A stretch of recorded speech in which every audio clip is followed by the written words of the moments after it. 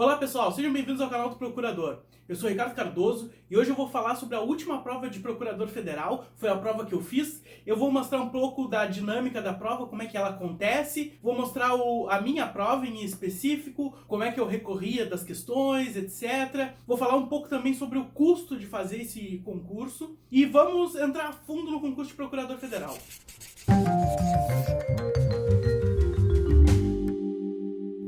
Então, pessoal, o concurso de Procurador Federal, a gente já tem um vídeo lá, a gente fala sobre a carreira, atribuições, etc. Mas aqui eu quero falar sobre a prova. Inclusive, eu peguei a minha prova completa, que é essa aqui, né? A gente vai falar um pouquinho sobre ela, o que eu fiz, o que é interessante, e a gente falar sobre essa prova de 2013. Como é que começa essa prova, né? Claro, tem um edital, você vai lá na prova e normalmente tu te desloca até a capital para fazer essa primeira prova, que é a prova objetiva de 200 questões. A prova objetiva, qual seja a primeira etapa, é essa provinha aqui. Normalmente vem 200 questões, é uma prova que tem mais ou menos 11 páginas tem a prova. Foi CESP, questão de certo e errado. Errou uma, perde uma certo. Então, se tu acertar 100 e errar as outras 100, fica com 0 na prova. Se tu fizer 120 questões e errar 80, tu fica com 40 na prova. Nessa prova que a gente fez aqui em 2013, o ponto de corte foi 120 pontos líquidos. Ou seja, digamos que tu vá fazer toda a prova, tu teria que acertar em 160 e errar 40, tu ficaria com 120 líquidos e aí conseguiria passar na prova. Claro que isso é pra quem vai lá e marca tudo, né? Se tu fez 120 e não errou nenhuma, tu passou do mesmo jeito. Quando você faz a prova objetiva, sai um gabarito preliminar. Logo em seguida é aberto prazo para recursos desse gabarito preliminar. E é importante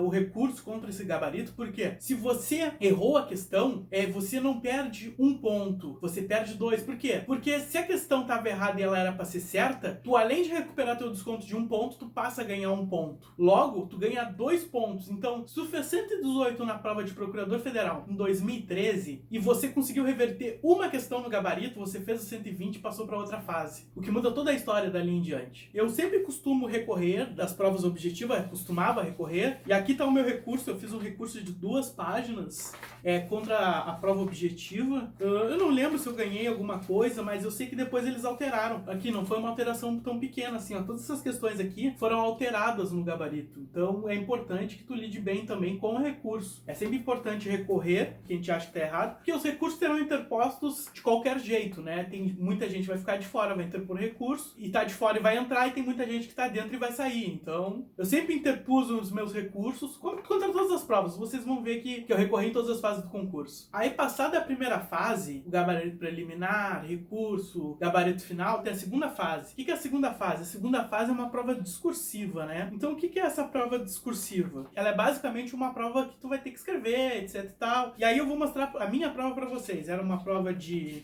quantas páginas ela tem?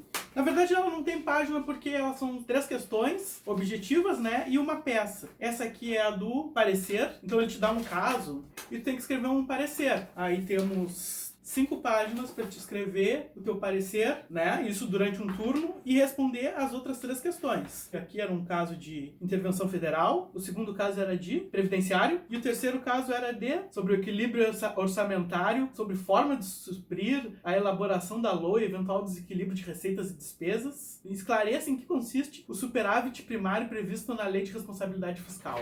Aí no outro turno, né, tu tem outra prova, né, que é para fazer uma peça, que nesse caso aqui foi uma apelação de previdenciário, né, novamente ele dá um caso lá e tu tinha que fazer uma apelação.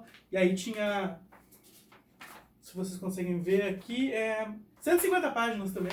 150 páginas, não, 150 linhas, 5 páginas para escrever a peça, num turno. E aí mais 3 questões, né? A primeira questão foi de trabalhista, sucessão de empresas no direito do trabalho, sobre uma multa do 477 da CLT, uma sobre apreensão ambiental. Isso aqui eu não conheço ninguém que fez 50% da prova. Nessa questão aqui, uma apreensão ambiental. E teve a terceira questão, foi uma de licitação, né? Foi um crime numa licitação e aí tu tinha que falar sobre os crimes próprios e impróprios, sobre a resposta lá nos crimes de licitação, e o rito especial sobre o crime de responsabilidade de servidores públicos. Bem a ver com as nossas atribuições de procurador, né? Porque vira e mexe, algum servidor servidor público, em algum parecer de algum procurador, pode ser responsabilizado por esses crimes. Aqui tá minha prova, tá, de procurador, uma das provas que eu fiz da segunda fase. Aqui tá o parecer, tá, tem a primeira página, segunda página do parecer, terceira página. Eu terminei no comecinho da quarta página aqui. Até porque não adianta tu fazer um parecer bom, tu tem que fazer um parecer bom e as questões, né?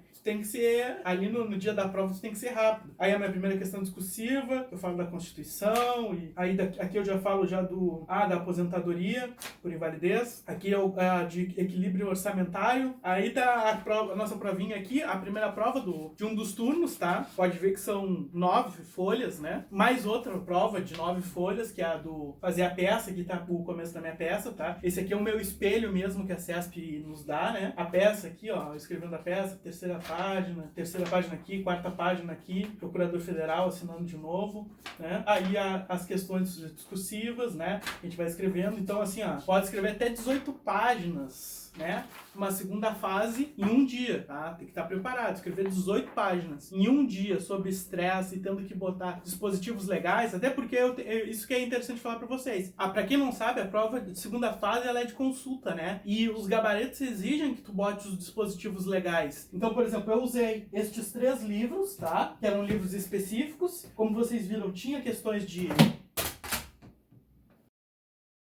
Como vocês viram, existe questões de previdenciário. Aí eu usava esse livro que tem ele é específico de previdenciário, e aí ele vai ter ali a organização da matéria previdenciária melhor. Eu usava esse aqui para tributário, porque tinha questões de tributário. Eu usava esse de administrativo. Levei meu Vaidmecum, e aí tu tem que levar um Vaidmecum 0 km, porque se tiver qualquer marcação nesses livros aqui que vocês usam, vocês vão ser encerrados do certame. Inclusive, é interessante falar o seguinte, pegando esse Vaidmecum aqui, ó, vocês podem ver, eu comprei ele quase não tem uso, né? Por quê? Porque se tu tiver qualquer risco no teu livro, o fiscal passar, tu tá fora da prova. E outra coisa, não é todas as matérias que tu pode levar, todos os títulos legais que tu pode levar. Então tu é obrigado a grampear. Não sei se vocês conseguem ver no vídeo aí, ó. Ele tá grampeado, ele tem várias partes do livro que ele tá grampeado. Por quê? Porque tu não pode consultar determinados artigos de lei. E se te pegarem, tá fora da prova também. Então eu só levei isso aqui para a prova, e aí a gente fez a prova subjetiva, né? Vamos tirar isso aqui daqui para continuar o vídeo. Depois que a gente faz a prova subjetiva, o que acontece? Sai um gabarito preliminar, né, com um espelho, e uma hora a gente pode falar sobre prova discursiva, né, o que eu acho legal para fazer em prova discursiva, porque da mesma forma como a gente faz questão objetiva, a prova discursiva também tem uma forma de fazer direito. Por quê? Porque tem que fazer a prova pensando no espelho, porque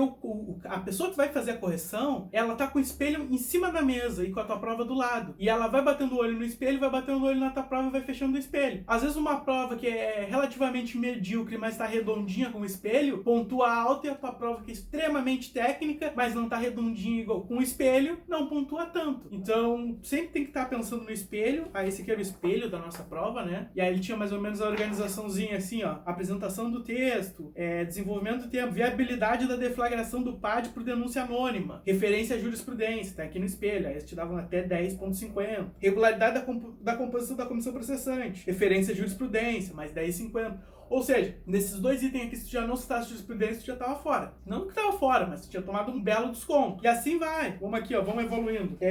Numa das questões, ó, representação do procurador-geral na intervenção de constitucionalidade. Aí ele te dava quantos pontos? Até 6. Preenchimentos dos requisitos para a concessão do benefício de prestação continuada LOAS para o idoso, mais 4. Impossibilidade de recebimento de pensão por morte decorrente do benefício assistencial, aí era mais 2,5. Enfim, tu tem que bater o máximo possível com esse espelho. Olha o tamanho do espelho, tá? É um espelho grande. Aqui já é a outra prova discursiva do segundo turno. E olha o tamanho do espelho. Então tu tem que bater com o espelho. O que a gente faz depois que a nossa correção não bateu com o espelho? A gente recorre, né? E aí eu vou mostrar para vocês também que eu fiz mais 3 páginas de recurso contra a minha prova discursiva.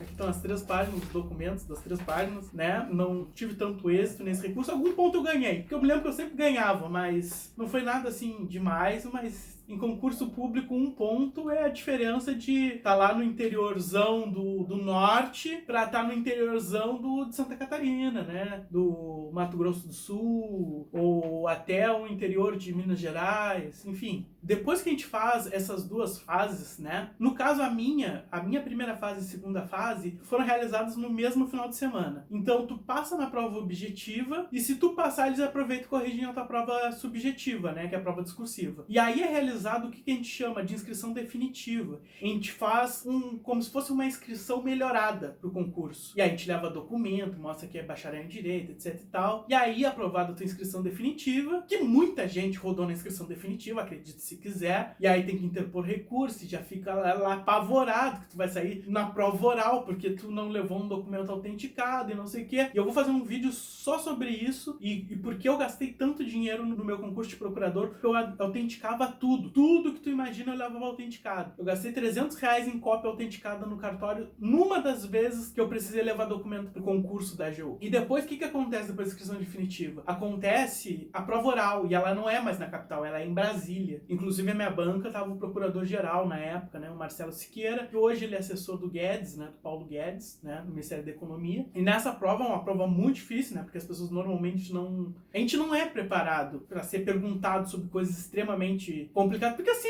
os caras não vão aliviar contigo lá, né? Eles querem procurador pronto, eles não querem pessoas que virem procurador enquanto estão lá no cargo. Não, o salário é bom, então assim, a gente quer procurador pronto, tem que já tá pronto já. E aí eles começam, e tu respondendo, né? E o ambiente de prova oral era o seguinte, pegava uma cadeirinha tipo essa minha, aí tinha uma câmera ali te filmando, né? Porque tu tem que ter o direito ao vídeo pra te poder recorrer. Aí um fiscal do CESP junto, Sebrasp, junto com a câmera, outros 2 fiscais ali, um fiscal na porta e a mesa dos procuradores na tua frente, né? No caso, era 4 procuradores. Aí eles ficavam na tua frente perguntando. E tu poderia trocar. Por exemplo, eu tava, eu quero começar pelo quê? Eu quero começar pro direito constitucional. E aí não sabia, me enrolava, muito obrigado, doutor, eu gostaria de trocar pra administrativo. E aí tu trocava pra administrativo. E aí, ele começava a te avacalhar, tu, não, bom, obrigado, doutor, eu gostaria de voltar depois pra responder, fazer umas considerações finais, trocava pra tributário. E ia jogando, né? Só que tu tem que tomar cuidado, porque tu tem pouco tempo, né? Tu não tem tempo pra desenvolver muito, né? É aqueles 20 minutinhos ali que tu tem que ser,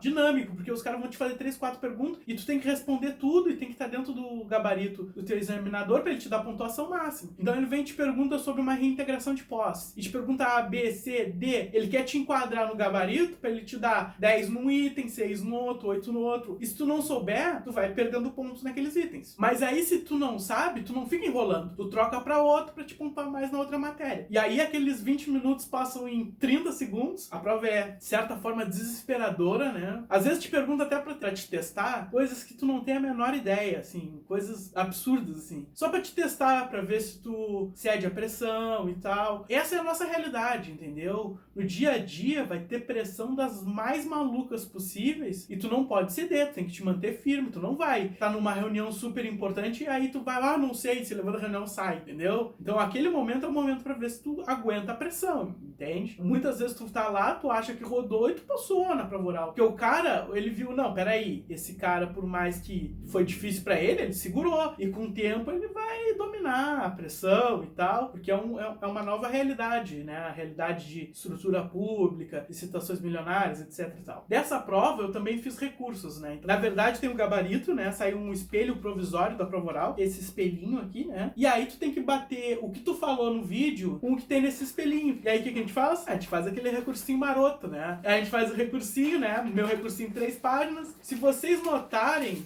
só de recurso, a minha prova deve ter umas 10 páginas, fora de escrito normal. E a terceira fase do concurso, ela não é a última, né? A gente tem ainda a prova de título, sindicância de vida pregressa, que aí tu vai atrás de uma cacetada de documentos. Tu tem até que pedir documentos pros teus professores e tal, dizendo que tu é uma pessoa boa, que tu estudou, essas coisas assim, tipo declaração de idoneidade. Aí tu pede pra 3 juristas e leva lá na sindicância de prova de vida pregressa. E aí tu tem que autenticar tudo, porque aí tu tem que autenticar tudo. Tu não vai rodar por causa de uma declaração não autenticada. No caso da declaração de idoneidade, eu acho que não precisava autenticar e dizia alguma coisa assim. Isso eu não lembro de ter autenticado. Mas, assim, o resto, tudo que eu podia autenticar, documento de identidade, mesmo que eles diziam que era assim, eu mandava tudo autenticado. Que é pra ter zero estresse, assim. Eu conheço gente que se estressou por coisas bizarras. Eu conheço gente que não pontuou na prova de título por causa dos seus artigos e eu pontuei, né? E, tipo, eu tinha muito menos artigo. Eu era muito muito novo naquela época, eu não tinha feito um ano ainda de advocacia nesse período. E eu mandei autenticado a primeira a última página dos meus artigos e mandei tudo. Aí eu consegui ganhar 2 pontos de título com menos de um ano de formado, tava 11 meses para ser formado,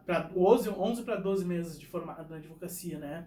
E deu tudo certo, né, pra mim, lá na prova de título, sindicato de vida pregressa. E aí a gente vai pra quê? A gente vai pra uma segunda vez pra Brasília. Deu tudo certo, passamos em tudo, tá? Passamos nas 3 fases, sindicato de vida pregressa e prova de títulos. E aí o que acontece? Acaba a primeira etapa, começa a segunda, que você vai pra Brasília, fica 2 semanas em curso de formação. E o curso de formação tem uma provinha no final, né? É uma provinha que o próprio procurador-geral dizia, vocês vão ter que militar para rodar nessa prova, né? Que apesar de ser uma prova muito difícil, era uma prova de marcar certo e errado, e tu tinha que fazer 50% para passar. Se tu marcasse tudo certo, em tese, poderia passar, né? Porque nessa prova de certo e errado, uma errada não anulava uma certa. Então era uma provinha, sei lá, 100 questões, e tantas questões, eu não tenho a prova aqui, não achei, mas era só acertar metade, estava passado na prova do curso de formação. Porém, o curso de formação tinha a chamada, né? E se tu tivesse menos 75% de falta, tu reprovava. Acontece que teve um dia, eles nunca passavam folhinha durante a aula. E aí tinha uma aula de um dia que não era 4 horas, era 5 horas. E tu podia ter 2 faltas em 2 aulas de 4 horas. Então, o que eles fizeram nessa aula de 5 horas? Eles passaram uma folhinha no meio da aula, o CESP passou uma folhinha no meio da aula, e aí quem tinha um turno, tinha perdido um turno pra ir visitar Supremo, e visitar os ministérios, etc e tal, coisa de interiorano, tomou falta nesse segundo dia durante a prova, tava fora do concurso. Eu acho que é mais ou menos essas as fases, né? Depois a gente faz a prova, né? Faz 2 semanas de curso lá em Brasília, depois faz a prova. A gente ganha uma remuneração nisso, a gente ganha metade do salário de procurador pelos dias que a gente fica no curso de formação. Só que eles só vão te pagar uns 3, 4 meses depois, né? O que é um absurdo, mas enfim, tem que te programar financeiramente muito bem sobre isso, tá? Eu vou fazer um vídeo dizendo quanto eu gastei no concurso de procurador, porque se vocês forem contar comigo, eu fui 2 ou 3 vezes a Porto Alegre, depois eu fui 2 vezes a Brasília, tem vezes que tu precisa ficar em hotel, enfim, se você gostou de saber como é que foi as fases do concurso de procurador, eu peço que deixe seu gostei, vai nos incentivar a fazer mais vídeos sobre outras fases de concurso público, qual é a dinâmica dos concursos públicos. Eu peço que te inscrevas para receber mais conteúdo como esse. Eu te agradeço por ter ficado conosco até agora, muito obrigado e até breve.